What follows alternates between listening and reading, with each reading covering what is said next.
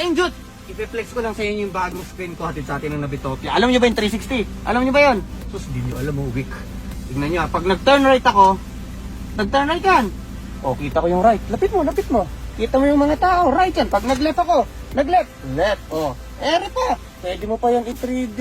O, nagagalaw yan. Para makita nyo kung may mga harang, di ba? O, kung may tatamaan kayo. Kayo, pag nabangga pa kayo, katangahan nyo na lang yun, ha? So ayan, kita nyo naman, super, nare-record nila. Kasi may mga camera sa paligid dyan. So nare-record kung magasgasan kayo sa gilid, sa harap, sa likod, naka-record yung video nyo, may USB yan para lagi tayong safe, ha?